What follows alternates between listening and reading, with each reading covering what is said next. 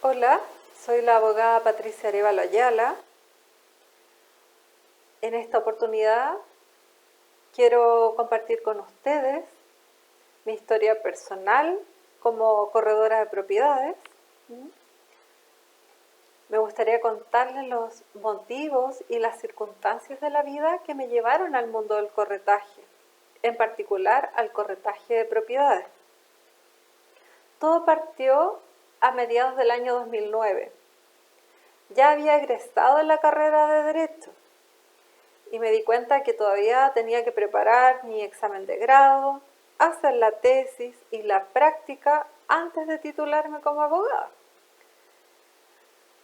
Pero no me podía dedicar exclusivamente a eso y paralelamente debía tener un trabajo. Así que estuve buscando cuál podía ser la solución para eso, que me permitiera compatibilizar los estudios y la práctica profesional conjuntamente con una fuente de ingreso. Pasó un tiempo y no encontraba la solución y no podía esperar más. Estaba un poco agobiada, así que empecé a buscar en internet y no sé cómo llegué a una publicidad que decía: sea independiente, trabaje como corredora de propiedades. Y yo dije, ¿corredora de propiedades? ¿Qué es eso? Comencé a averiguar y me di cuenta que se impartían cursos. Sí, cursos para ser corredora de propiedades. Hice un curso intensivo, así que 3 meses después ya tenía mi diploma y era corredora de propiedades. Lo curioso es que tenía un cartón que decía que era corredora de propiedades. Pero, ¿qué es ser un corredor de propiedades? Sin mucho esfuerzo, deduje que era una corredora, pero dedicada exclusivamente a las propiedades. Y eso me llevó a preguntarme, ¿qué es en general un corredor? O dicho de otra forma, ¿qué es la correduría? Me di cuenta que no está definido en la ley, a pesar de que el Código de Comercio dentro del Código de Comercio hay ciertas normas relativas a los corredores. Nuestro Código de Comercio fue redactado por un gran hombre de origen argentino, que posteriormente se nacionalizó. Su nombre era don José Gabriel Ocampo Herrera, y tuve la suerte de poder acceder a sus manuscritos, y me encontré con la sorpresa que él también se había preguntado: ¿qué es la correduría? Decía Ocampo que la palabra correduría proviene del francés antiguo courtier, actual courtier, y a su vez esta proviene del latín, bueno, no sé bien cómo se pronuncia, pero se escribe cursitar, que significa corrida, o sea, correr de un lado para otro, queriendo indicar con ello que uno se apresura, que uno corre de un lado a otro sin perder tiempo. Efectivamente, eso hace un corredor, porque desde que nos llama un cliente, empezamos a buscar a otro que quiera contratar con él, sea para comprar, para vender o arrendar, para en definitiva concluir un negocio. O sea que el corredor se encuentra en medio de dos partes que debe unir. Por esto se dice que es un intermediario. Si bien ya tenemos una idea de lo que es y qué hace un corredor,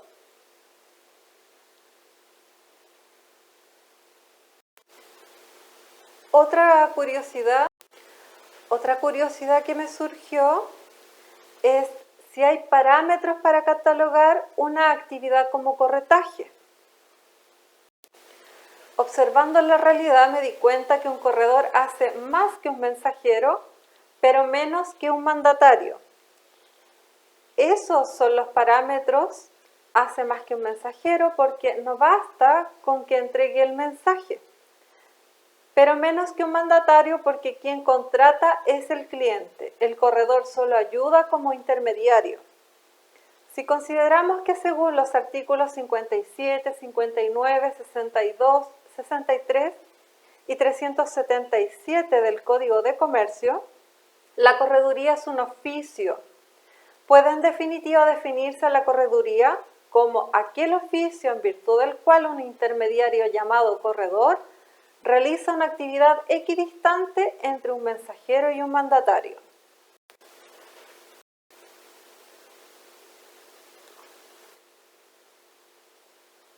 Entonces, que el corredor no es un mensajero o mandatario ya está claro, aunque se parece a un prestador de servicios. El corredor no presta un servicio porque los servicios son siempre y bajo todo evento remunerados, y el corretaje se remunera solo bajo el evento en que se logre el acuerdo de voluntades. Por ende, no se puede decir que se remuneran sus servicios, sino más bien se le remunera porque hay un resultado. Como se remunera un resultado, algunos han visto en el corretaje un caso de arrendamiento de obra, pero tampoco es un arrendamiento de obra porque el artífice, esto es, el creador de una obra, valga la redundancia, crea una obra y el corredor no, porque no transforma la materia prima en una obra nueva. Si recordamos que el corredor no es un mandatario, debemos concluir que tampoco es un comisionista, porque la comisión no es sino una especie de mandato, esto es, el mandato comercial. Podríamos seguir extendiendo este paralelo, pero eso no va a cambiar el hecho de que si bien el corretaje se parece a otras figuras, no es ninguna de esas figuras porque el corretaje es independiente. Tiene una fisonomía propia, solo equiparable a sí mismo. Es una nueva especie, o mejor dicho, es una especie más que hay que agregar al mundo de los contratos. ¿Por qué decimos que es una especie más que hay que agregar al mundo de los contratos? Porque no nos cabe duda que es un contrato debido a que el corretaje cumple con los requisitos comunes de los contratos. Los requisitos comunes de los contratos son: 1. El acuerdo de voluntades de dos personas, y 2. Que este acuerdo tenga la intención de crear obligaciones. Si bien el corretaje es un contrato, debemos precisar aún más esto, porque si no lo hacemos, al final el corretaje se perdería en este inmenso mar jurídico que son los contratos. Si tenemos presente que el corretaje es un contrato que se parece a otros, pero no encaja en ninguno de estos, es porque es un contrato que tiene individualidad propia, y a tales contratos en el mundo del derecho se les llama contratos sui generis. Esa es su naturaleza jurídica, la de ser un contrato sui generis. Los juristas han dado durante el curso de la historia distintas definiciones de contrato sui generis de corretaje, como por ejemplo el italiano Luigi Carraro ha definido el corretaje como un contrato en virtud del cual un sujeto presta a uno u otros más un servicio con el equivalente del premio.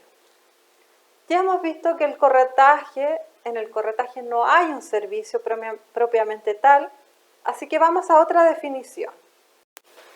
Los españoles Marta de la Fuente y Alberto Echarri definen el corretaje como aquel contrato por el que una parte, el mediador, se obliga frente a otra a cambio de una remuneración a promover la celebración de un determinado contrato.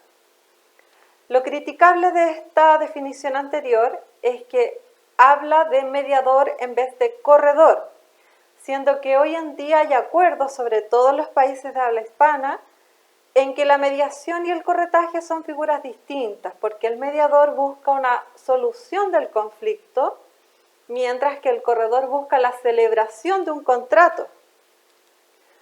Considerando las críticas anteriores, daré mi propio concepto chileno de corretaje, de contrato de corretaje. Lo diferenciaré o lo definiré, mejor dicho, de la siguiente manera. El corretaje es un contrato en que las dos partes se obligan recíprocamente, la una a pagar una remuneración a otra cuando con su actividad logra el perfeccionamiento de una determinada convención entre la primera y un tercero. La primera parte se llama cliente y la segunda corredor. La remuneración del corredor se llama corretaje y su actividad correduría. Lo anterior es una definición genérica de corretaje, pero también dentro del corretaje hay diferentes especies.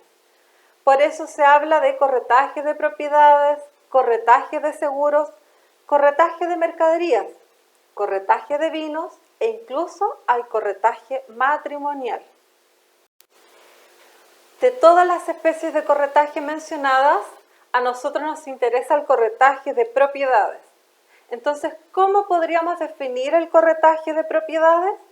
La respuesta es sencilla, porque podemos definirlo al igual que cualquier otro, y ahí la importancia de contar con una teoría general en base a la definición genérica de corretaje. Por ende, podemos definir el contrato de corretaje de propiedades como aquel contrato en que las dos partes se obligan recíprocamente, la una a pagar una remuneración a otra cuando con su actividad logre el perfeccionamiento de una determinada convención sobre un bien inmueble entre la primera y un tercero.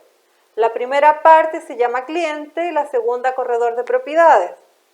La remuneración del corredor se llama corretaje y su actividad correduría. Ya tenemos no solo la definición de corretaje, sino que además tenemos la definición de corretaje de propiedades. Esta última definición, esto es, la definición de contrato de corretaje de propiedades, no nos servirá de mucha ayuda si desconocemos la situación en que se encuentra en nuestro país.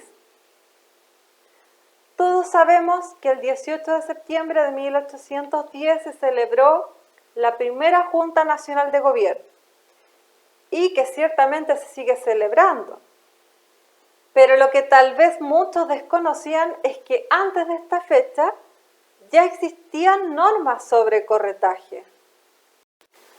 En efecto, el 26 de febrero de 1795, el rey Carlos IV de España, a través de una cédula real, funda en la ciudad de Santiago de Chile un consulado.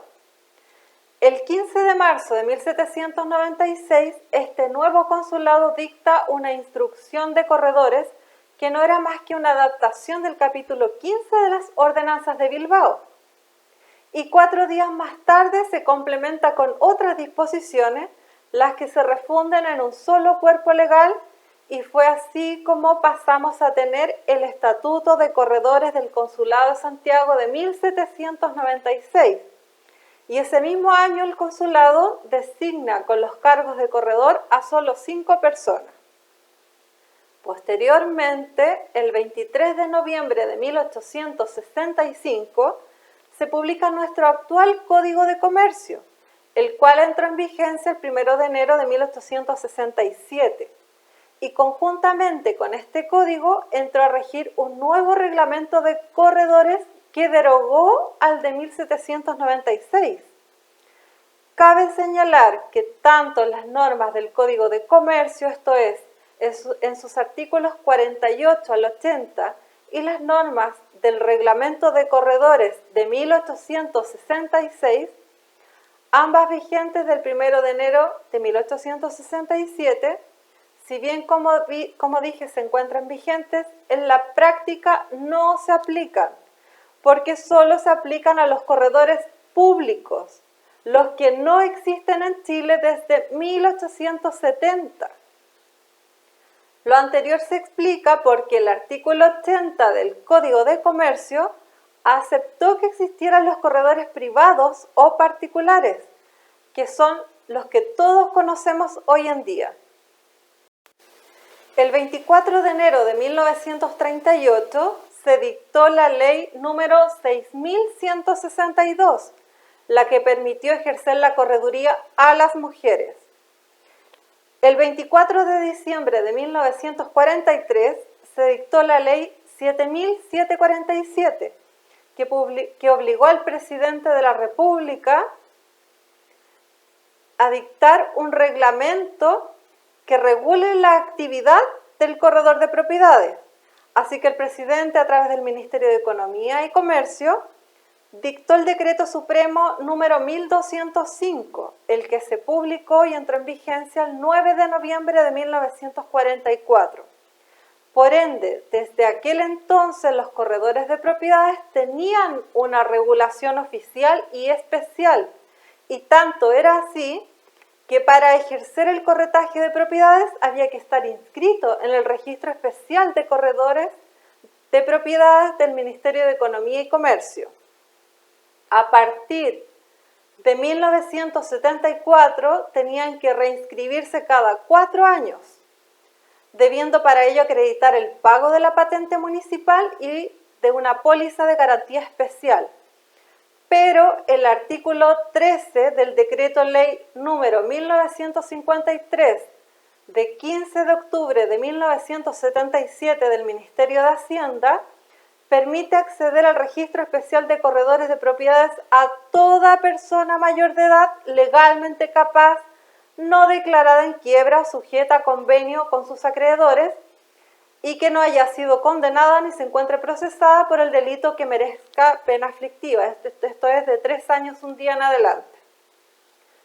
Esto significó que prácticamente cualquier persona pudiese inscribirse en el registro, que el Ministerio de Economía dejara además de fiscalizar esta actividad. La ley número 18.796 de 24 de mayo de 1989, que se publicó y entró en vigencia en esa misma fecha, derogó todo lo que tenía que ver con el corretaje de propiedades. Así que desde el 24 de mayo de 1989, que el contrato de corretaje de propiedades no está regulado. Así que, como tampoco está regulado el contrato de corretaje en general, nada mejor para terminar esta exposición, digamos, que hacerles saber que he agregado al final de este libro una propuesta de proyecto de ley que regule el contrato de corretaje incorporándolo como un contrato más al Código Civil, para que dignifique aún más la importante labor del corredor, haya más seguridad para el cliente y en definitiva tengamos soluciones justas para los dos. Soluciones que se encuentran reunidas todas aquí y por primera vez en nuestro país. Me despido, un abrazo, que estén bien y nos veremos en otro video.